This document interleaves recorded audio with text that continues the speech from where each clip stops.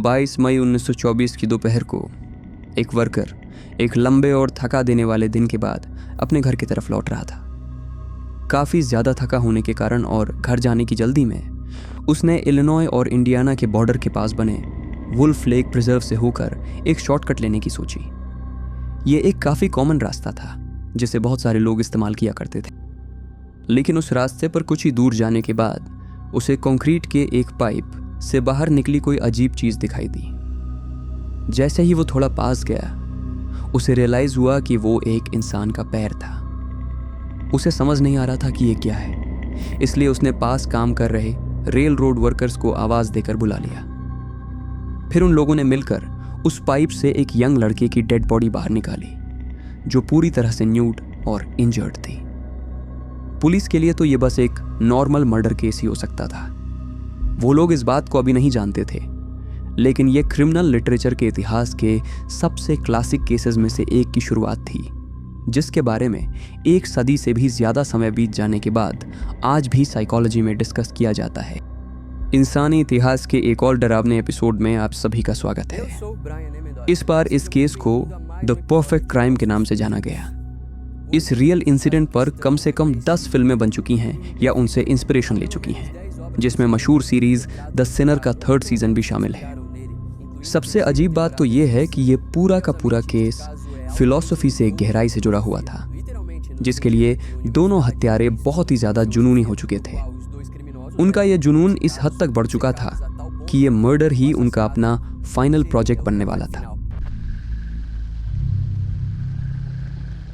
Chicago में स्थित Harvard school for boys की स्थापना साल 1865 के मिड में हुई थी, जो कि शहर के लिए एक बहुत ही मुश्किल समय था, क्योंकि वो अभी भी अमेरिकन सिविल वॉर के बाद हुए नुकसान से उबरने की कोशिश कर रहा था। लेकिन उस माहौल में भी इस स्कूल का पर्पस बिल्कुल साफ था, ऐसे यंग लड़कों को तैयार करना जो आगे चलकर यूनाइटेड स्टेट्स की इंटेलेक्चुअल एलीट क्लास में अपनी एक बड़ी जगह बना सकें।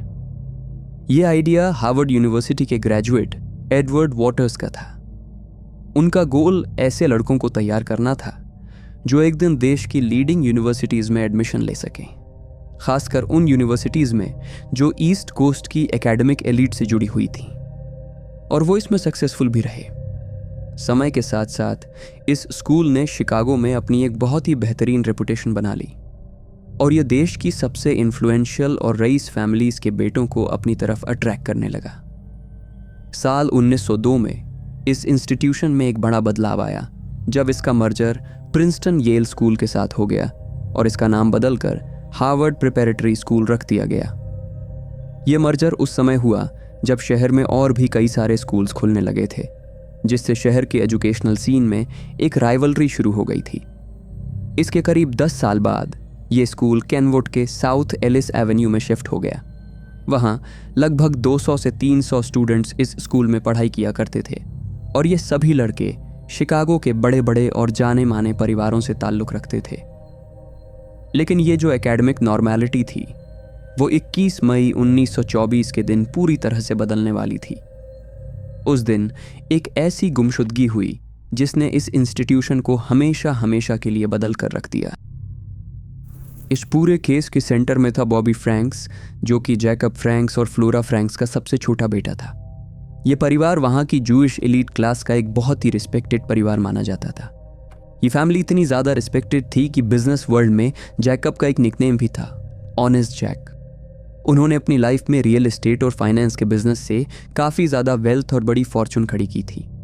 इसी वजह से बॉबी का बचपन केनवुड में बीता था, जो कि शिकागो के सबसे अमीर और पॉश इलाकों में से एक था, और अपनी सोशल पोजीशन के अकॉर्डिंग उसने उसी prestigious Harvard school for boys से अपनी पढ़ाई शुरू की थी।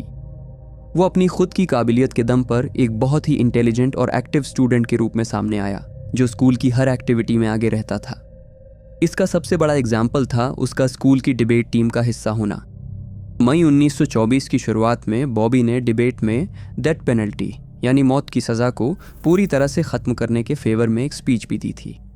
उसका मानना था कि सज़ा का मकसद इंसान को सुधारना होना चाहिए, ना कि उससे बदला लेना। फिर भी वो काफ़ी कॉम्पिटिटिव और सेल्फ एश्योर्ड लड़का था और अपने बैकग्राउंड के बाकी यंग लड़कों की तरह उस पर भी अपने रईस परिवार और सोसाइटी की एक्सपेक्टेशंस का काफ़ी ज़्यादा प्रेशर था। बॉबी आमतौर पर स्कूल जाने और वहाँ से घर लौटने का काम अकेले ही किया करता था। आखिर केनवुड को एक बहुत ही शांत और सेफ इलाका माना जाता था। उसका रूटीन उस समय के किसी भी प्रिविलेज लड़के जैसा ही था। स्कूल की एक्टिविटीज़, सोशल लाइफ और दूसरे इन्फ्लुएंशियल परिवारों के साथ उठना बैठना। घर पर बॉबी को घर का चिराग और अपनी माँ की आंखों का तारा कहा जाता था। लेकिन वो अपने पेरेंट्स के लिए चाहे जो भी मायने रखता हो, इस बात से अब कोई फ़र्क नहीं पड़ने वाला था, क्योंकि 21 मई 1924 को उसकी लाइफ का हमेशा के लिए एंड होने वाला था। उस दिन दोपहर के बाद बॉबी को घर लौटने में उम्मीद से ज़्यादा टाइम लग गया था। वो स्कूल ख़त्म होने के बाद अपने दोस्तों के बीच हो रहे एक बेसबॉल मैच में अंपायरिंग करने के लिए रुक गया था। मैच ख़त्म होने के बाद उसे अपने स्कूल से घर तक सिर्फ कुछ ही ब्लॉक्स पैदल चलकर जाना था, और स्कूल से घर के बीच के इसी छोटे से रास्ते पर बॉबी अचानक से गायब हो गया। जैसा कि आप लोग अब तक समझ ही गए होंगे, केनवुड एक बहुत ही रईस इलाका था। वहाँ के घर बेहद खूबसूरत हुआ करते थे। इन परिवारों के पास सर्वेंट्स, महंगे फर्नीचर्स, शानदार खाना और प्राइवेट ड्राइवर्स हमेशा अवेलेबल रहते थे। ये एक ऐसी दुनिया थी जो प्रोहिबिशन एरा यानी शराबबंदी के दौर के क्राइम और गैंग वायलेंस से कोसों दूर थी, जो उस समय शिकागो के दूसरे हिस्सों में आम बात थी। इसी वजह से बॉबी के लेट होने पर शुरू में उसकी फैमिली को कोई चिंता नहीं हुई। लेकिन जैसे जैसे डिनर का टाइम बीतने लगा, फ्रैंक्स फैमिली के घर में सबकी टेंशन बढ़ने लगी।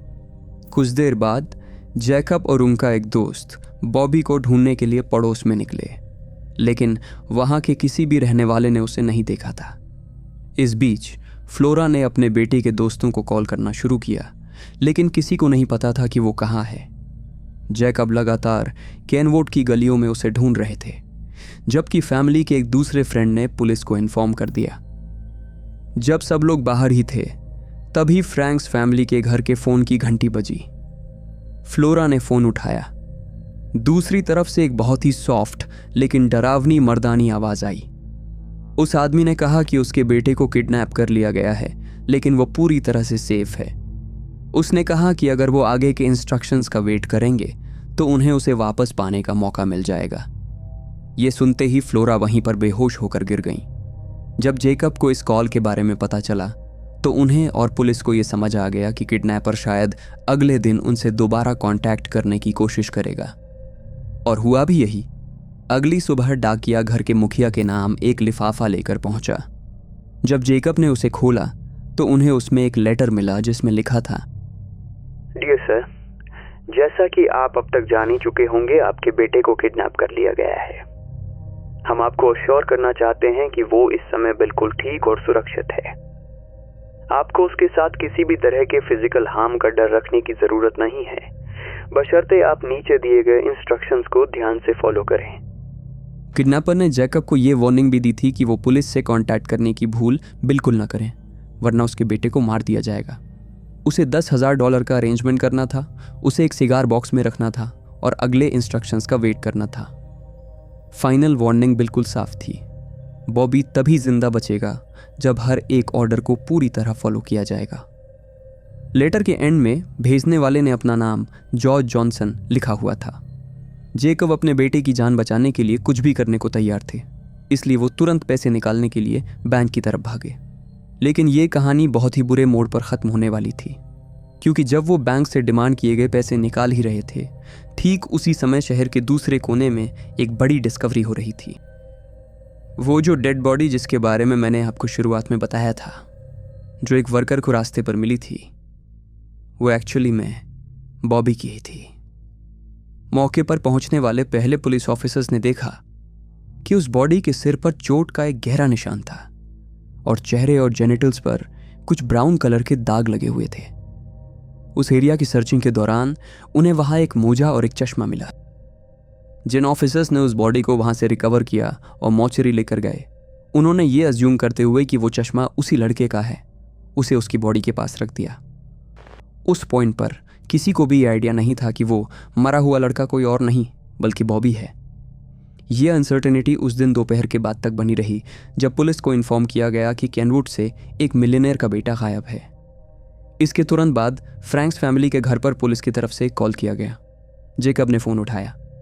ऑफिसर ने बॉडी के पास से मिली हर एक चीज़ का डिस्क्रिप्शन दिया, जिसमें उस चश्मे के बारे में भी बताया गया।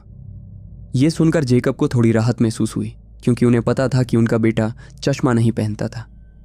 फिर भी पूरी तरह से श्योर होने के लिए फैमिली ने लड़के के अंकल को बॉडी आइडेंटिफाई करने के लिए मोर्चरी भेजा। लेकिन अनफॉर्चुनेटली वहां पहुंचने के बाद उन्हें पता चला कि वो लड़का वाकई उनका भतीजा बॉबी फ्रैंक्स ही था। इस खबर ने पूरे परिवार को पूरी तरह से तोड़कर रख दिया, और सिचुएशन तब और भी ज़्यादा ख़राब हो गई जब जैकब अभी इस सदमे को बर्दाश्त करने की कोशिश ही कर रहे थे कि उनके घर के फ़ोन की घंटी फिर से बजी। दूसरी तरफ मौजूद आदमी ने खुद को रैंसम लेटर लिखने वाला जॉर्ज जॉनसन बताया और दावा किया कि बॉबी अभी भी जिंदा और सेफ है। जेकब अंदर से पूरी तरह टूट चुके थे, लेकिन फिर भी उन्होंने उसकी हाँ में हाँ मिलाने की सोची। उन्होंने सुना कि किडनैपर उन्हें समझा रहा था कि उन्हें एक ट्रेन पकड़नी होगी और एक स्पेसिफिक लोकेशन पर पहुंचकर रैंसम के पैसे ट्रेन की खिड़की से बाहर फेंकने होंगे। लेकिन जैकब इस समय इतने ज़्यादा डरे और सहमे हुए थे कि कॉल ख़त्म होने के बाद वो इन डिटेल्स को भूल गए, जिसकी वजह से पुलिस के हाथ से कातिल को पकड़ने का एक बहुत ही बड़ा मौका निकल गया। अगली सुबह शिकागो डेली ट्रिब्यून ने हेडलाइन छापी, rich boy kidnapped and killed. इस खबर ने पूरे मीडिया और प्रेस में सनसनी मचा दी। उस समय शिकागो में कुल 6 न्यूज़पेपर्स चलते थे और उन सभी के बीच रीडर्स को अपनी तरफ खींचने के लिए एक बहुत ही तगड़ी कंपटीशन शुरू हो गई, जिसके चक्कर में वो दिन में 2 बार खबरें छापने लगे, एक बार सुबह और एक बार रात को। पहली बार शिकागो की प्रेस ने यह साफ साफ देखा कि अमेरिकन लोगों को ऐसी सनसनीखेज मर्डर स्टोरीज पढ़ना कितना ज़्यादा पसंद था। एक अपर क्लास टीनेजर की मौत के पीछे के सस्पेंस ने लोगों को पूरी तरह से अपनी तरफ अट्रैक्ट कर लिया था, और इसका रिजल्ट ये हुआ कि ये केस तुरंत ही एक नेशनल लेवल का बड़ा मुद्दा बन गया। बॉबी फ्रैंक्स की डेड बॉडी मिलने के कुछ ही घंटों के अंदर कई न्यूज़पेपर्स ने एक्सक्लूसिव इन्फॉर्मेशन देने वाले को इनाम देने की बात शुरू कर दी थी। पुलिस के पास हज़ारों की तादाद में लीड्स आने लगी थी। अब वो लीड्स काम की थीं या नहीं, इस बात से अब किसी को कोई ख़ास फ़र्क नहीं पड़ रहा था। वहाँ की सिचुएशन पूरी तरह से क्योटिक हो चुकी थी। जर्नलिस्ट पुलिस के साथ मिलकर काम कर रहे थे और साथ ही साथ इस केस को और भी ज़्यादा सनसनीखेज बनाकर लोगों के सामने पेश कर रहे थे। कुछ सोर्सेज की माने तो रिपोर्टर्स पुलिस स्टेशन के अंदर ही डेरा जमाए बैठे रहते थे ताकि उन्हें कोई भी छोटी बड़ी अपडेट सबसे पहले मिल सके। और इस माहौल के बीच न्यूज़पेपर्स तक पहुंचने वाली सबसे पहली डिटेल्स में से एक ये थी कि इन्वेस्टिगेटर्स किसी होमोसेक्सुअल क्रिमिनल की तलाश कर रहे थे। ये झेरी इसलिए सामने आई थी क्योंकि बॉबी की बॉडी पूरी तरह से न्यूड मिली थी, जिससे इन्वेस्टिगेटर्स ने स्टार्टिंग में ये मान लिया कि इस मर्डर के पीछे कोई सेक्सुअल मोटिव हो सकता है। इसी लाइन पर काम करते हुए पुलिस ने बॉबी के स्कूल टीचर्स से घंटों पूछताछ की, यहाँ तक कि कुछ लोगों को शक के आधार पर अरेस्ट भी किया गया, लेकिन एविडेंस की कमी के कारण उन्हें जल्द ही छोड़ दिया गया। जब ये लीड पूरी तरह ठंडी पड़ गई तो इन्वेस्टिगेटर्स ने अपना ध्यान उस रैंसम लेटर की तरफ लगाया। एक एक्सपर्ट की मदद से उन्होंने पता लगाया कि ये लेटर एक पोर्टेबल अंडरवुड टाइपराइटर पर टाइप किया गया था, जिसकी कुछ कीज डिफेक्टिव थीं, जिससे उस मशीन को ईजिली आइडेंटिफाई किया जा सकता था। एक्सपर्ट ने बताया कि इसके टी और एफ कीज थोड़े कमज़ोर थे, और अगर वो टाइपराइटर कभी मिलता है तो इस लेटर को उस मशीन से मैच कराया जा सकता है। हालांकि इस लीड को फॉलो करना किसी बहुत ही मुश्किल और कभी ख़त्म ना होने वाले टास्क जैसा था, क्योंकि शिकागो में उस मॉडल के हज़ारों टाइपराइटर्स बेचे जा चुके थे। इसलिए इन्वेस्टिगेटर्स ने अपना ध्यान बॉडी के पास मिले उस चश्मे की तरफ शिफ्ट कर लिया। पहली नज़र में तो उस चश्मे में कुछ भी अजीब नहीं लग रहा था। उसका फ्रेम काफ़ी कॉमन था, लेकिन उस चश्मे में एक ऐसा हिंज लगा हुआ था जो उस समय के हिसाब से बहुत ही रेयर था। सबसे बड़ी बात यह थी कि शिकागो में केवल एक ही चश्मा बनाने वाली कंपनी उस पफिक हिंज का इस्तेमाल करती थी, एल्मर कंपनी। इस लीड को फॉलो करते हुए इन्वेस्टिगेटर्स ने करीब 50,000 रिकॉर्ड्स को स्कैन किया ताकि वो उस फ्रेम, प्रिस्क्रिप्शन और उस यूनिक हिंज वाले चश्मे के मालिक तक पहुंच सकें। और हैरानी की बात यह थी कि पूरे शिकागो में उन्हें केवल 3 ही ऐसे लोग मिले। पहली एक बुजुर्ग महिला थी जिन्हें पुलिस ने काफ़ी जल्दी ढूंढ निकाला। उनका चश्मा अभी भी उनके पास ही सुरक्षित था। दूसरा एक नॉर्मल सा लोकल रहने वाला था, लेकिन मर्डर के समय वो एक्चुअली यूरोप में था और उसका चश्मा भी उसके पास ही था।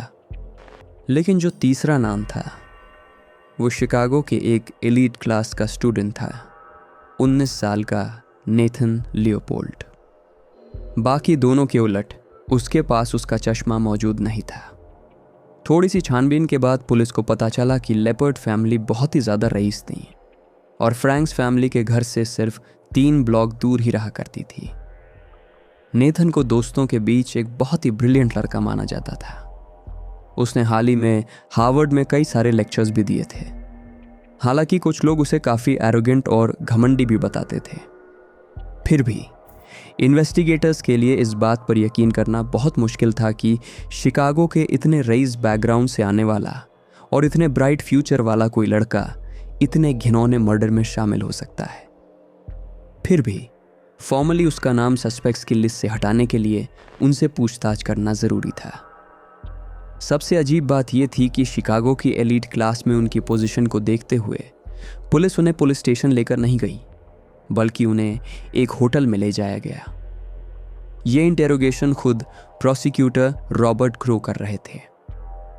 इसका मेन गोल ये था कि जर्नलिस्ट को इस बात की भनक ना लग पाए कि लियोपोल्ड फैमिली के किसी मेंबर का नाम इस केस में सामने आया है। और जैसा कि पुलिस को उम्मीद थी, नेथन के पास इस बात का एक बहुत ही सॉलिड बहाना तैयार था। उसने माना कि वो चश्मा उसी का था, लेकिन उसने बताया कि वो अक्सर एक ऑर्निथोलॉजिस्ट, पक्षी विज्ञानी के तौर पर काम करता है और वुल्फ लेक के आसपास लोगों को बर्ड वॉचिंग सिखाता है, जहां शायद वो चश्मा उससे गिर गया होगा। और वाकई बर्ड वॉचर्स के बीच नेथन को एक बहुत ही रेयर बर्ड कर्टलैंड्स वॉबलर की खोज के लिए जाना जाता था, जिसे उसकी फैमिली ने फंड किया था और इस पर एक फिल्म भी बनी थी। ध्यान देने वाली बात यह है कि यूनाइटेड स्टेट्स के सबसे रेयर बर्ड्स में से एक को रिकॉर्ड करने के बाद नेथन ने उस बर्ड को मार डाला और उसके घोंसले को पूरी तरह बर्बाद कर दिया। उसकी एक्सप्लेनेशन काफ़ी सिंपल थी। वो उस बर्ड को अपने कलेक्शन में रखना चाहता था। उस पॉइंट तक ये स्टोरी चाहे जितनी भी अजीब लग रही हो, फिर भी इसमें थोड़ा बहुत सेंस नज़र आ रहा था। प्रॉब्लम तब शुरू हुई जब नेथन ने दावा किया कि वो पिछले कम से कम 4 दिनों से वुल्फ लेक पर था और वो चश्मा वहाँ पूरे समय पड़ा रहा होगा। लेकिन इन्वेस्टिगेटर्स ने एक बहुत ही इंपॉर्टेंट डिटेल नोटिस की। वो चश्मा बिल्कुल साफ सुथरा और चमकदार था। और बस यहीं से पुलिस का शक उस पर और भी ज़्यादा गहराने लगा। पुलिस ऑफिसर्स की एक टीम को नेथन के कमरे की तलाशी लेने के लिए भेजा गया।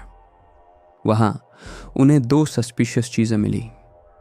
पहली थी एक गन, जिसका उसके पास कोई परमिट नहीं था। दूसरी चीज़ थी एक लंबा लेटर जो उसके सबसे अच्छे दोस्त 18 साल के रिचर्ड लोब के नाम लिखा गया था। ये लेटर काफ़ी अजीब लग रहा था क्योंकि इसमें लिखी बातें दोनों के बीच एक सिंपल फ्रेंडशिप से बढ़कर कुछ होने का इशारा कर रही थीं। इन्वेस्टिगेटर्स को समझ आ गया कि ये दोनों शायद होमोसेक्सुअल रिलेशनशिप में थे। इसके बाद पुलिस की सुई रिचर्ड की तरफ घूम गई, जिसका प्रोफाइल भी नेथन से काफ़ी ज़्यादा मिलता जुलता था। दोनों के बीच सबसे बड़ा डिफरेंस ये था कि रिचर्ड को लोग काफ़ी चार्मिंग, करिश्माई, हैंडसम और हर किसी के बीच अनपॉपुलर नहीं बल्कि बहुत पॉपुलर लड़का बताते थे। लोग फैमिली भी उस इलाके में काफ़ी ज़्यादा जानी मानी थी। उसके फादर एल्बर्ट लोब एक नामी वकील थे और सीयर्स रोबक कंपनी के वाइस प्रेसिडेंट थे। लोब फैमिली को इलाके में बड़ी बड़ी एग्जीबिशंस, कॉन्सर्ट्स और शानदार पार्टियां होस्ट करने के लिए भी जाना जाता था। और इससे भी ज़्यादा अजीब बात यह थी कि रिचर्ड केनवुड के सबसे खूबसूरत घरों में से एक में रहता था, जो कि सीधे बॉबी फ्रैंक्स के घर के सामने था। वो दोनों एक दूसरे के इतने करीब थे कि वो अक्सर उस लड़के के साथ टेनिस खेला करता था। इस केस को हैंडल कर रहे प्रोसिक्यूटर रॉबर्ट क्रो को पूरा भरोसा था कि ये दोनों ही इस मर्डर में इन्वॉल्व हैं। इसलिए उन्होंने खुद रिचर्ड से भी उसी होटल में पूछताछ करने का डिसीजन लिया। लेकिन रिचर्ड ने भी पुलिस को ठीक वही कहानी सुनाई जो नेथन ने बताई थी। उन दोनों के अकॉर्डिंग जिस दिन बॉबी फ्रैंक्स का मर्डर हुआ था, उस दिन वो दोनों पूरे समय साथ में थे, लेकिन उन्होंने मर्डर नहीं किया था। उन्होंने माना कि वो नेथन की लाल रंग की विलिस नाइट कार में बाहर घूमने निकले थे, कुछ लड़कियों से मिले, उनके साथ ड्रिंक किया, थोड़ा फ्लर्ट किया और फिर उन्हें उनके घर ड्रॉप कर दिया। इस वर्जन के अकॉर्डिंग वो दोनों रात को करीब 1 बजे अपने घर लौटे थे। इन दोनों ने इस कहानी को इतनी बार दोहराया कि इन्वेस्टिगेटर्स के पास आगे काम करने के लिए कुछ बचा ही नहीं था। उस मोमेंट पर पुलिस के पास उनके खिलाफ कोई पुख्ता सबूत नहीं था। लेकिन किस्मत से शिकागो डेली न्यूज़ के 2 यंग न्यूकमर रिपोर्टर्स ने इस केस की अपने लेवल पर इन्वेस्टिगेशन शुरू करने की सोची। उनके नाम थे जेम्स मलरॉय और एल्विन्स गोल्डस्टाइन, और ये दोनों यूनिवर्सिटी ऑफ शिकागो के ग्रेजुएट स्टूडेंट्स थे। उन्हें पता चला था कि उनके ही कॉलेज के पुराने क्लासमेट्स बॉबी फ्रैंक्स के मर्डर के मेन सस्पेक्ट्स हैं। उन्हें यह भी पता चला कि पुलिस एक पोर्टेबल अंडरवुड टाइपराइटर की तलाश कर रही है। इस लीड के मिलते ही उन्होंने उन स्टूडेंट्स को ढूंढ निकाला जिन्होंने नेथन के साथ कभी काम किया था। उन सभी ने कंफर्म किया कि नेथन के पास एक अंडरवुड टाइपराइटर था। उनमें से एक स्टूडेंट के पास अभी भी वो नोट्स पड़े थे जो नेथन ने उसी मशीन पर टाइप किए थे, और उसने वो नोट्स उन रिपोर्टर्स को सौंप दिए। रिपोर्टर्स उन नोट्स को उसी टाइपराइटर एक्सपर्ट के पास ले गए जिसने पुलिस के लिए रैंसम लेटर चेक किया था, और एक्सपर्ट ने एक बार फिर यह कंफर्म कर दिया कि वो नोट्स उसी डिफेक्टिव मशीन से टाइप किए गए थे जिससे वो रैंसम लेटर लिखा गया था। उन रिपोर्टर्स के हाथ एक बहुत ही बड़ा स्कूप और एक ऐसा सबूत लग चुका था जो इस पूरे केस का रुख बदल सकता था। वो तुरंत पुलिस स्टेशन गए और अपने सारे एविडेंस पुलिस के साथ शेयर किए। बाद में इस केस में अपनी शानदार खोजी पत्रकारिता के लिए जेम्स और एल्विन को प्रतिष्ठित पुलित्जर प्राइज से भी नवाजा गया था। लेकिन उससे पहले जब नेथन के सामने ये सारे सबूत रखे गए और उससे पूछा गया कि उसका वो टाइपराइटर अब कहाँ है, तो उसने सीधे जवाब देने से मना कर दिया और बिल्कुल खामोश रहा। इसका नतीजा ये हुआ कि पुलिस ने उस मशीन को ढूंढने के लिए अपनी पूरी ताकत लगा दी। तभी एक नई लीड सामने आई जिसने इस केस को अचानक से खत्म कर दिया। जैसे जैसे इंटेरोगेशन लंबा खिंच रहा था, नेथन और रिचर्ड के परिवारों ने लियोपोल्ड फैमिली के पर्सनल ड्राइवर स्वेन इंग्लैंड को लड़कों के लिए कपड़े और खाना लेकर होटल भेजने की सोची। होटल में रहने के दौरान स्वेन ने एक पुलिस ऑफिसर को यह कहते सुना कि नेथन ने अपनी कार का इस्तेमाल वुल्फ लेक जाकर डेड बॉडी को ठिकाने लगाने के लिए किया था। यह सुनकर ड्राइवर को लगा कि वो अपने मालिक को बचा सकता है, इसलिए उसने तुरंत कहा कि यह तो इम्पॉसिबल है, क्योंकि वो कार असल में पूरे समय गैराज में खड़ी थी और उसके पास थी। जब प्रोसिक्यूटर रॉबर्ट क्रो ने यह बात सुनी तो उन्होंने तुरंत उस ड्राइवर से सीधे पूछताछ करने की सोची। स्वेन ने एक्सप्लेन किया कि वो पूरी रात उस कार का इस्तेमाल कर रहा था, और जब वो गाड़ी नहीं चला रहा था तो गाड़ी गैराज के अंदर लॉक खड़ी थी। दूसरे शब्दों में कहें तो दोनों लड़कों में से कोई भी उस रात वो कार बाहर नहीं ले गया था। अब इन्वेस्टिगेटर्स और प्रोसिक्यूटर दोनों को अच्छे से समझ आ चुका था कि ये एक ऐसा सबूत है जिससे इन दोनों को आसानी से जेल भेजा जा सकता है। रॉबर्ट तुरंत इंटेरोगेशन रूम में वापस गए, लेकिन इस बार उन्होंने सीधे रिचर्ड के सामने उस ड्राइवर का स्टेटमेंट रख दिया। अब तक रिचर्ड बिल्कुल कॉन्फिडेंट दिख रहा था और ठंडे दिमाग से अपनी झूठी कहानी दोहरा रहा था, लेकिन जैसे ही उसने सुना कि उनके ड्राइवर ने क्या कहा है, वो बुरी तरह से टूट गया और उसने अपना जुर्म कबूल कर लिया। सिंपल वर्ड्स में कहें तो रिचर्ड और नेथन ने दावा किया था कि उन्होंने उस कार का इस्तेमाल लड़कियों के साथ बाहर जाने के लिए किया था, लेकिन उनके पर्सनल ड्राइवर को इस झूठ के बारे में कुछ नहीं पता था और उसने अनजाने में ही उनके इस झूठ का भंडाफोड़ कर दिया था। इसके बाद इन्वेस्टिगेटर्स सीधे नेथन के पास गए और उसे बताया कि रिचर्ड ने अपना सब कुछ कबूल कर लिया है। स्टार्टिंग में तो नेथन को इस बात पर बिल्कुल यकीन नहीं हुआ और वो बिल्कुल शांत बना रहा, लेकिन प्रोसिक्यूटर ने उसका ये कॉन्फिडेंस ये कहकर तोड़ दिया कि रिचर्ड ने सब सच उगल दिया है और अपने बयान में सारा ब्लेम तुम पर डालते हुए कहा है कि बॉबी को तुमने ही मारा है। ये सुनते ही बिना एक सेकंड गवाए नेथन ने कहा कि वो पुलिस को बताएगा कि असल में हुआ क्या था, और फिर दोनों ने बहुत ही अजीब और घिनौने तरीके से एक एक डिटेल पुलिस को बताई, मानो वो अपने इस घिनौने क्राइम की शेखी बघार रहे हों। अपने कबूलनामे में नेथन और रिचर्ड ने बताया कि उन्होंने पिछले 6 महीनों से इस परफेक्ट मर्डर की प्लानिंग की थी। उन्होंने कई हफ्ते लगाकर एक फेक आइडेंटिटी तैयार की जिसका नाम था मॉर्टन डी बारल्ड, और इसी फेक नाम का इस्तेमाल करके उन्होंने एक नीले रंग की सेडान कार रेंट पर ली थी। इसी कार को ड्राइव करते हुए वो उस दिन सड़कों पर निकले थे ताकि वो किसी भी रैंडम बच्चे को किडनैप करके उसे मार सकें। क्राइम वाले दिन उन्होंने विक्टिम के खिलाफ यूज़ करने के लिए एक छेनी, एसिड और रस्सी खरीदी थी, लेकिन उनके सामने सबसे बड़ी प्रॉब्लम ये थी कि आखिर वो किसे मारेंगे। उनके अकॉर्डिंग ये सवाल आखिरी वक्त तक ओपन ही था, जब तक कि उनके रास्ते में कोई सही टारगेट नहीं आ गया, और ऐसा लगता है कि एक बहुत ही ख़राब किस्मत बॉबी को उनके सामने ले आई। वो मासूम लड़का बस सड़क पर पैदल चल रहा था जब इन क्रिमिनल्स की नज़र उस पर पड़ी। रिचर्ड के अकॉर्डिंग वो बॉबी को अच्छे से जानता था क्योंकि वो अक्सर साथ में टेनिस खेला करते थे। इसलिए जब नेथन गाड़ी चला रहा था तो उसने कार की स्पीड थोड़ी कम की और उसे सड़क किनारे ले आया ताकि रिचर्ड कार की खिड़की नीचे करके बॉबी की तरफ झुक सके। उसने लड़के से कहा कि वो उस टेनिस रैकेट के बारे में बात करना चाहता है जो उसने पिछले मैच में यूज़ किया था। रिचर्ड के अकॉर्डिंग उसने बहाना बनाया कि वो अपने भाई के लिए भी वैसा ही रैकेट खरीदना चाहता है। बॉबी ने उस पर पूरा भरोसा किया और चुपचाप कार के अंदर बैठ गया। कार के अंदर जैसे ही नेथन ने गाड़ी को एक कोने की तरफ मोड़ा, रिचर्ड तुरंत बॉबी की तरफ पलटा और उसके चिल्लाने की आवाज़ को दबाने के लिए उसका मुंह बंद कर दिया। फिर उसने अपने दाएं हाथ से उस लड़के के सिर पर छेनी से कई बार वार किए। इसके तुरंत बाद नेथन ने क्लोरोफॉर्म से भीगा हुआ एक कपड़ा लिया और उसे बॉबी के मुंह में ठूंस दिया। उनका ओरिजिनल प्लान उसका गला दबाकर मारने का था। वो उसके गले में रस्सी बांधने वाले थे और दोनों एक एक कोना खींचने वाले थे ताकि मर्डर में दोनों की बराबर की गलती हो। लेकिन तब तक दम घुटने की वजह से बॉबी की मौत पहले ही हो चुकी थी, जिसका अंदाज़ा उन्हें स्टार्टिंग में नहीं लग पाया था। इसके बाद वो दोनों गाड़ी लेकर इंडियाना बॉर्डर के पास वाले इलाके की तरफ निकल गए। चूँकि अभी काफ़ी उजाला था इसलिए उन्होंने अंधेरा होने तक का वेट करने की सोची। टाइम पास करने के लिए नेथन और रिचर्ड ने बताया कि वो पास के एक हॉट डॉग स्टॉल पर भी रुके थे।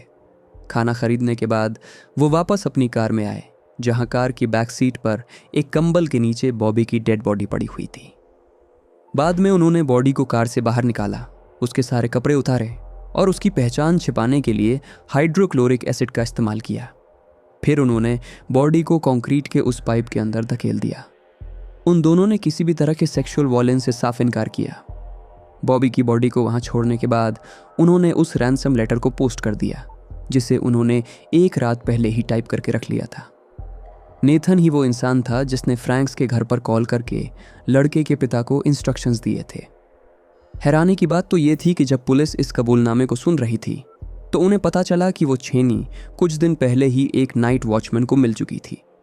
दोनों ने कंफर्म किया कि मर्डर करने के बाद जब वो वापस केनवुड लौट रहे थे तो उन्होंने बिना किसी टेंशन के उस छेनी को कार की खिड़की से बाहर फेंक दिया था। उस पॉइंट तक उन दोनों का कबूलनामा बिल्कुल सेम था, सिवाय एक बहुत ही इंपॉर्टेंट डिटेल के। नेथन का कहना था कि रिचर्ड ने बॉबी को मारा था। वहीं दूसरी तरफ रिचर्ड का कहना था कि उस लड़के की मौत का जिम्मेदार नेथन था। जब उन्हें बताया गया कि वो दोनों एक दूसरे पर इल्ज़ाम मढ़ रहे हैं तो दोनों गुस्से से लाल पीले हो गए। खैर, पुलिस के लिए इस बात से कोई फ़र्क नहीं पड़ने वाला था। उन दोनों पर ही इस मर्डर के लिए बराबर का मुकदमा चलने वाला था। कुल मिलाकर ये इंटेरोगेशन पूरे 72 घंटों तक चला था। बॉबी फ्रैंक्स की डेड बॉडी मिलने के ठीक 10 दिन बाद केनवुड के इन दोनों होनहार लड़कों का कबूलनामा देश के कोने कोने के न्यूज़पेपर्स के फ्रंट पेज पर छप चुका था। हेडलाइन से यह साफ था कि इस बेरहम मर्डर को 18 और 19 साल के 2 यंग लड़कों ने मिलकर अंजाम दिया था। लेकिन सबसे ज़्यादा चौंकाने वाली बात उनका प्रोफाइल थी। दोनों ही बहुत पढ़े लिखे और रईस परिवारों से ताल्लुक़ रखते थे।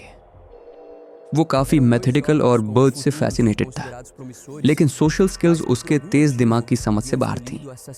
ब्राइट फ्यूचर वाले इन दोनों यंग लड़कों ने न जाने क्यों पड़ोस के एक मासूम 14 साल के बेकसूर लड़के को मार डाला। इसी वजह से न्यूज़पेपर्स ने इसे क्राइम ऑफ द सेंचुरी, सदी का सबसे बड़ा अपराध कहा।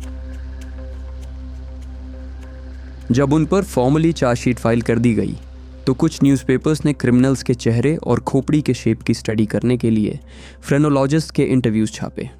आज के समय में फ्रेनोलॉजी को एक स्यूडो साइंस माना जाता है, लेकिन उस समय कुछ लोगों का मानना था कि खोपड़ी के मेजरमेंट से किसी इंसान के कैरेक्टर का पता लगाया जा सकता है, खासकर अपराधियों के केस में। इन स्टडीज़ से ये कंक्लूजन निकाला गया कि रिचर्ड लोब काफ़ी कमज़ोर और औरताना मिजाज का था, जबकि नेथन लियोपोल्ड काफ़ी मजबूत और मर्दाना था।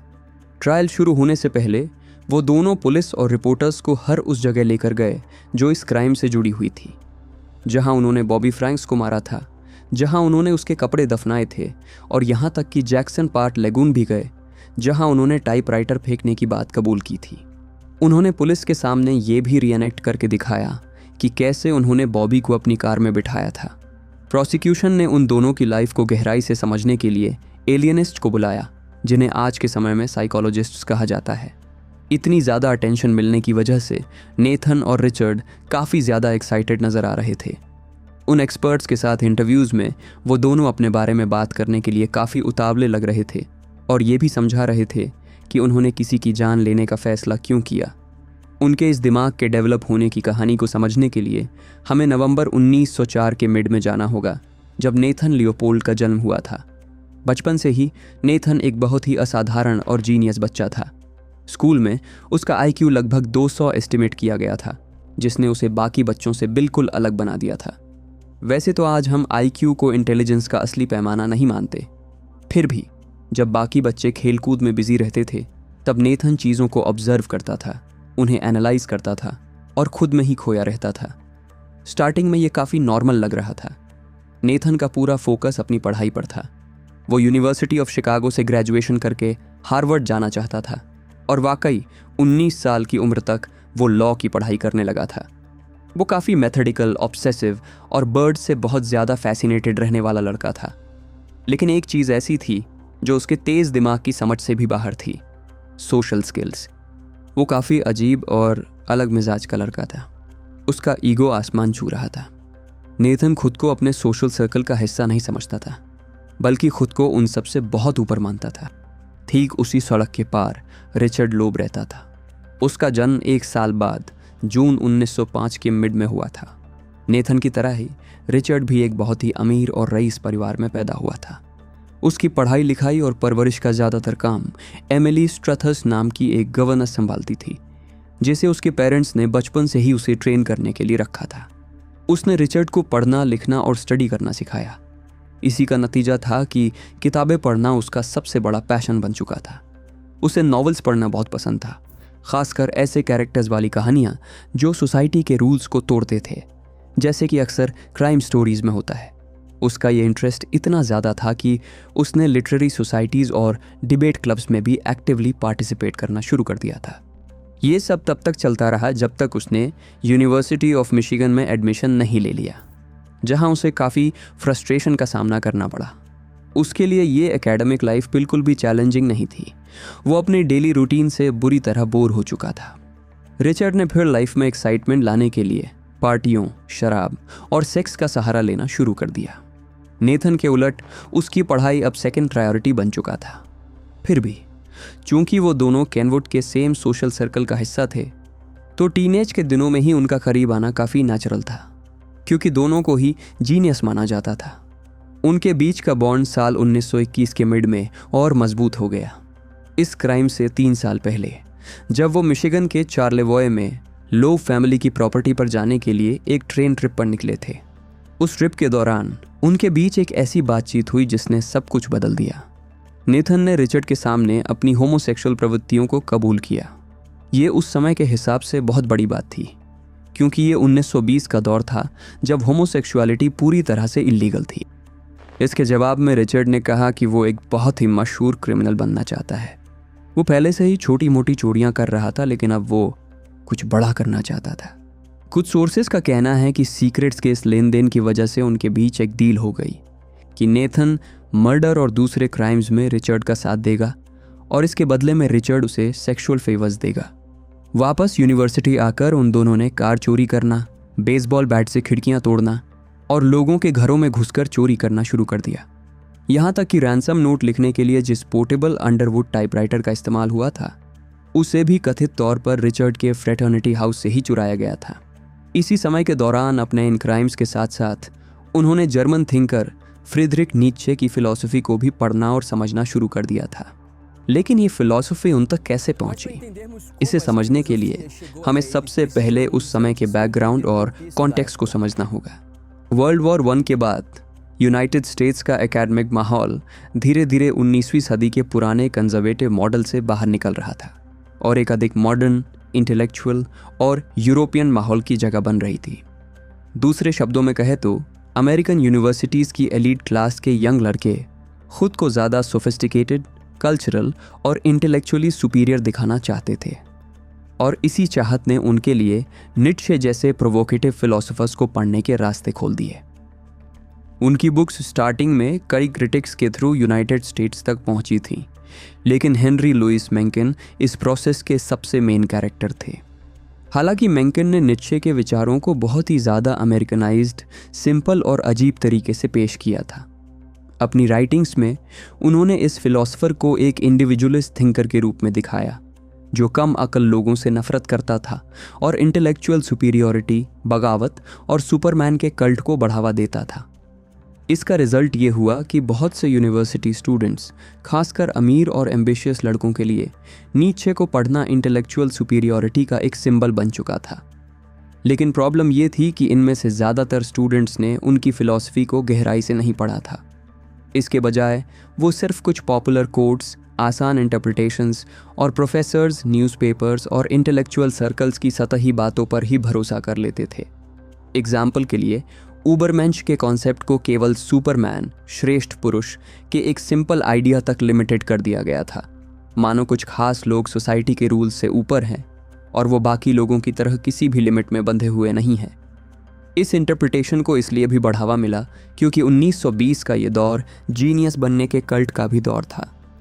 एलीट यूनिवर्सिटीज़ में स्टूडेंट्स के बीच आपस में कड़ा इंटेलेक्चुअल कंपटीशन कराया जाता था, जिसे उनकी पर्सनल ग्रेटनेस का प्रूफ माना जाता था।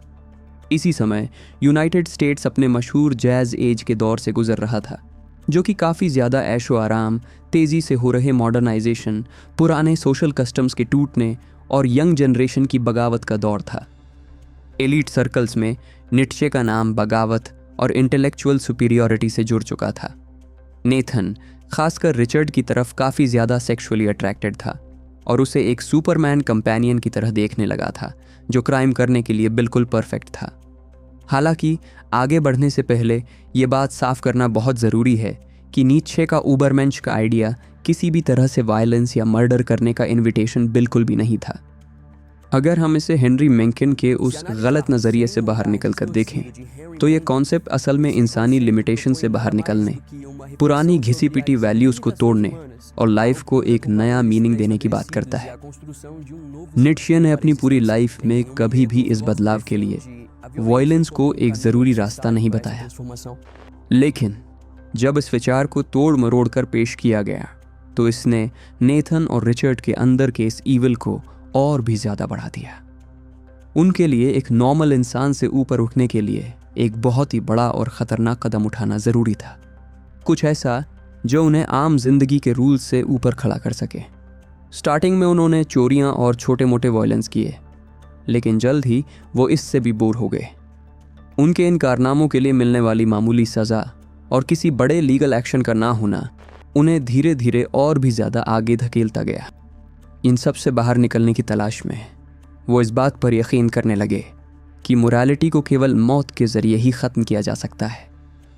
फिर भी वो इतने इंटेलिजेंट तो थे ही कि वो समझ सकें कि सोसाइटी एक नॉर्मल मर्डरर को प्रिमिटिव और कमज़ोर समझती है।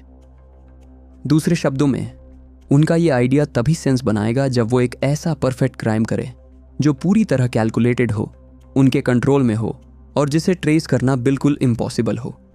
उनके लिए ये बस एक प्रोजेक्ट की तरह था। वो कुछ साबित करना चाहते थे। नीत्शे ने अपनी थ्योरीज में लास्ट मैन की आलोचना की थी, यानी ऐसा इंसान जो अपनी डेली लाइफ में कंफर्टेबल है, रूटीन में खोया हुआ है और हमेशा बस अपनी सेफ्टी के बारे में सोचता रहता है। नेथन और रिचर्ड ने इस क्रिटिसिज्म को पढ़ा, लेकिन उन्होंने इसे अपने हिसाब से तोड़ मरोड़ लिया। बॉबी फ्रैंक्स के खिलाफ किए गए इस मर्डर में इसी गलत नज़रिए के हिस्से साफ दिखाई देते हैं। वो वायलेंस, वो पिटाई और उस क्राइम की बेरहमी इशारा करती है मानो वो इसके ज़रिए कुछ साबित करने की कोशिश कर रहे हों। उनके कबूलनामे और प्रोफाइल के अकॉर्डिंग उनके लिए वो मासूम विक्टिम केवल एक ज़रिया था। ऐसा इसलिए नहीं कि वो असल में कौन था, बल्कि इसलिए कि वो उनके दिमाग में किस चीज़ को रिप्रेजेंट कर रहा था। उनकी नज़रों में बॉबी पूरी तरह से उसी लास्ट मैन के सांचे में फिट बैठता था। एक ऐसा टीनेजर जो अपनी लाइफ में नॉर्मल रईस ज़िंदगी जीने वाला था, जो आज्ञाकारी था, जिसके बारे में सब कुछ प्रेडिक्टेबल था, जो अपनी वेल्थ के साए में सेफ था और आगे चलकर अपने पिता जैसा ही बनने वाला था। उसे मारना, डोमिनेट करना और पूरी तरह ख़त्म करना उनके लॉजिक के हिसाब से शायद इस फेट को रिजेक्ट करने का एक तरीका था। फिर भी सारे सबूत इशारा करते हैं कि विक्टिम का सिलेक्शन पहले से पूरी तरह प्लान नहीं किया गया था। उनके कबूलनामे के अकॉर्डिंग बॉबी बस वो पहला लड़का था जो उन्हें सड़क पर मिल गया। दूसरे शब्दों में, इस मर्डर को मौका देखकर किया गया क्राइम कहा जा सकता है, जो अक्सर कई केसेस में देखने को मिलता है। फिर भी वो कैनवोड के ही इलाके में किसी विक्टिम को ढूंढ रहे थे, जो कि अमीर परिवारों और एलीट क्लास के यंग लड़कों का गढ़ था, जो बैकग्राउंड, उम्र और सोशल पोजीशन में बिल्कुल बॉबी जैसे ही थे। खैर, जैसा कि अक्सर उन क्राइम्स में होता है जहां 2 या 2 से ज़्यादा लोग शामिल होते हैं, वो दोनों मिलकर एक दूसरे की कमियों को पूरा कर रहे थे।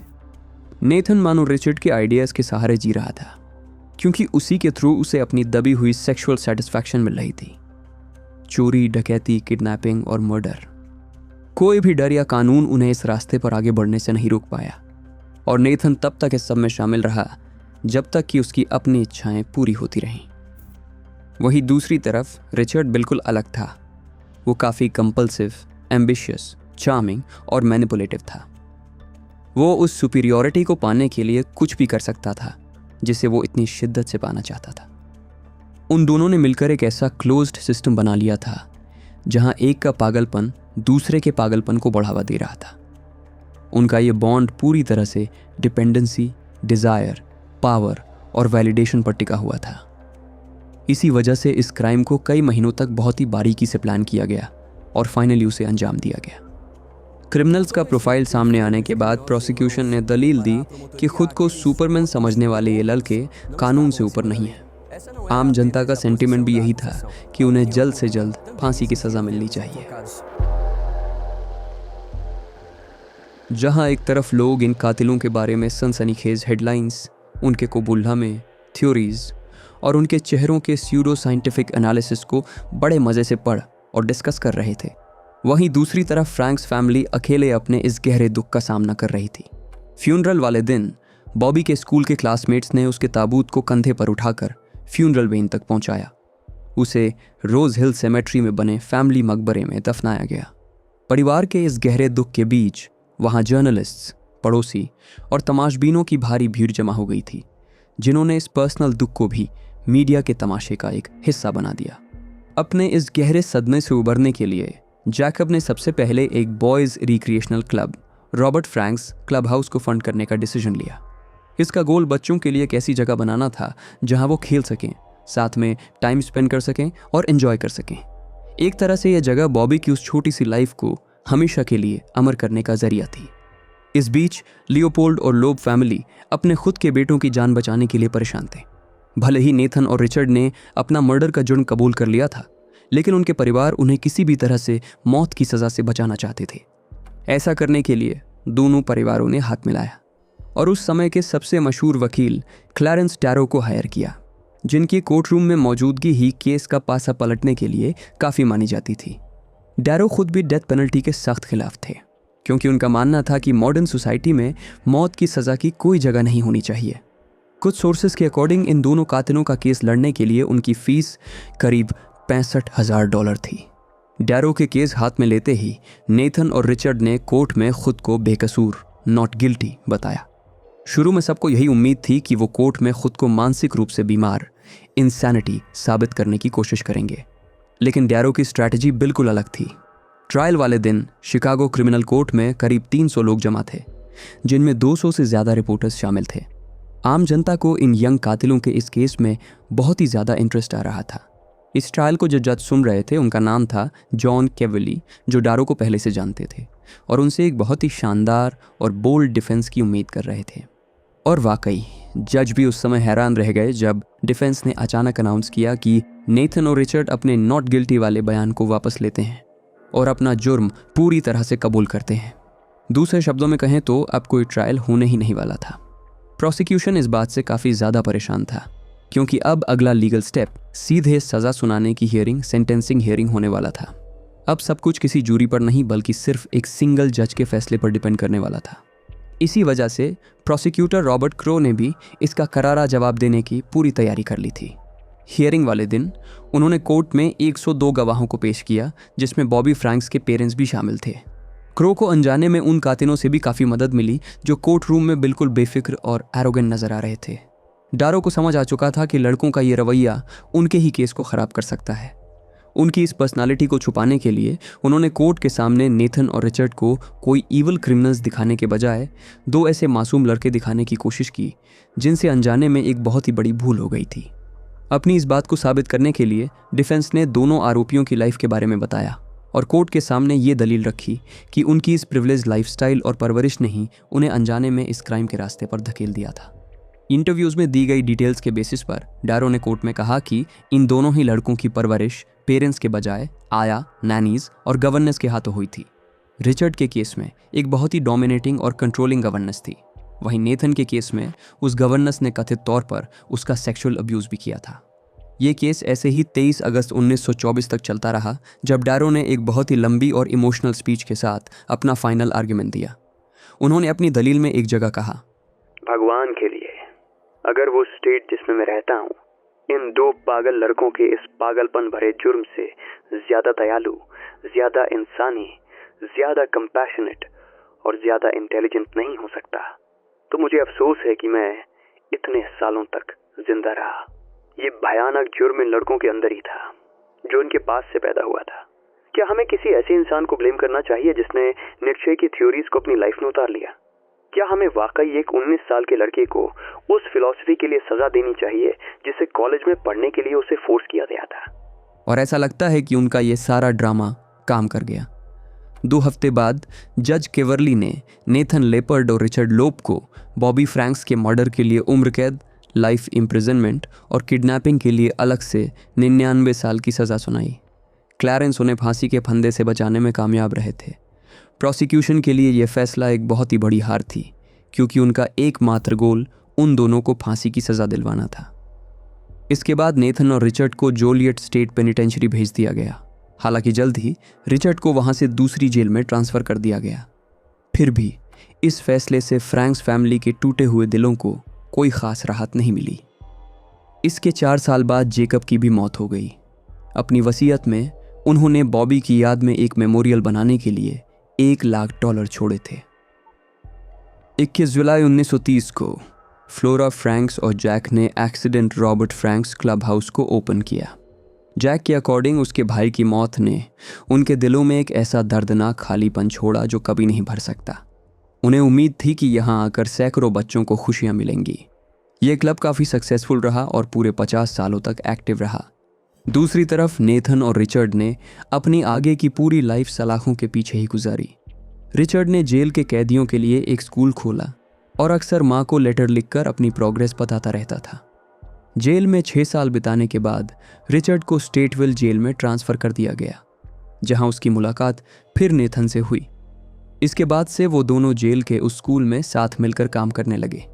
जेल रिकॉर्ड्स के मुताबिक रिचर्ड को वहां के कैदी पसंद करते थे और बाहर से उसका कोई दुश्मन नहीं था। फिर भी साल 1936 में जेम्स डे नाम के एक कैदी ने, जो डकैती के केस में 10 साल की सज़ा काट रहा था, शावर एरिया में रिचर्ड पर चाकू से 56 बार वार किए। डे का दावा था कि उसने ये सेल्फ डिफेंस में किया क्योंकि रिचर्ड ने उसका सेक्सुअल अब्यूज़ करने की कोशिश की थी। जांच में डे की बात सच साबित हुई। जब नेथन को हमले का पता चला तो वो तुरंत जेल के हॉस्पिटल पहुंचा और अपने दोस्त को सिर्फ 30 साल की उम्र में दम तोड़ते देखा। रिचर्ड की मौत के बाद नेथन को 6 महीनों के लिए साइकियाट्रिक सेल में रखा गया ताकि वो खुदकुशी या बदला लेने जैसी कोई हरकत न कर सके। बाद में उसने जेल के उस स्कूल की कमान संभाली और अपनी रिहाई के लिए एक अर्जी फाइल की, जिसमें उसने दलील दी कि वो जेल से बाहर रहकर सोसाइटी के लिए ज़्यादा काम आ सकता है। रिपोर्ट्स के अकॉर्डिंग उसने कहा कि वो जानता है कि वो गुनहगार है, लेकिन वो मर्डर एक्चुअली में रिचर्ड का आइडिया था और वो उसे ही करना चाहता था। उसने ये भी कहा कि वो उससे बहुत प्यार करता था और अपनी उस फ्रेंडशिप को बचाने के लिए वो कुछ भी कर सकता था। पहली बार न्यूज़पेपर्स भी इस बात पर यकीन करने लगे थे कि उन दोनों में से रिचर्ड ही ज़्यादा ईविल था, खासकर जेल में हुई उसकी दर्दनाक मौत के बाद। नेथन ने इस पब्लिसिटी का पूरा फ़ायदा उठाया ताकि वो सोसाइटी के सामने अपनी इमेज को सुधार सके, और देखा जाए तो ये प्लान काम भी कर गया। साल 1958 के मिड में पूरे 33 साल सलाखों के पीछे बिताने के बाद उसे पैरोल पर जेल से रिहा कर दिया गया। रिहा होने के तुरंत बाद नेथन पोर्तो रिको शिफ्ट हो गया, जहां उसने अपनी एक ऑटोबायोग्राफी लिखी और वहां के बर्ड्स के बारे में एक बुक भी पब्लिश की। साल 1961 में उसने एक विधवा फ्लोरिस्ट से शादी कर ली। आगे के सालों में उसने पोर्तो रिको के ही एक जनरल हॉस्पिटल की लैब में काम किया। वहाँ के पड़ोसियों, कलीग्स और दोस्तों के लिए वो सिर्फ नेट था। साल 1959 के मिड में रिचर्ड फ्लाइशर की फिल्म कंपल्शन रिलीज हुई। ये फिल्म पूरी तरह से नेथन और रिचर्ड द्वारा किए गए इसी मर्डर पर बेस्ड थी। जब नेथन को इसके बारे में पता चला तो उसने डिफेमेशन का केस कर दिया और फिल्म की रिलीज को रोकने की पूरी कोशिश की, लेकिन वो उसमें फेल रहा। इसके 10 साल बाद 66 साल की उम्र में हार्ट अटैक आने की मौत हो गई। आज इतने सालों बाद भी लेपर्ड और लोब का ये केस लोगों के बीच काफ़ी चर्चा में रहता है। इस बात से कोई फर्क नहीं पड़ता कि इन दोनों में से ज़्यादा कसूरवार कौन था। सच तो यह है कि उन दोनों ने केवल खुद को कुछ साबित करने के लिए एक मासूम की जान ले ली। कुछ क्रिटिक्स की माने तो नेथन और रिचर्ड केवल क्लैरेंस टैरो की वजह से ही मौत की सज़ा से बच पाए थे। दूसरे शब्दों में कहें तो वो दोनों सिर्फ इसलिए जिंदा बच गए क्योंकि उनके परिवारों के पास एक बहुत ही महंगे वकील को हायर करने के लिए भरपूर पैसा था, वरना वो दोनों बहुत पहले ही फांसी के फंदे पर लटक चुके होते।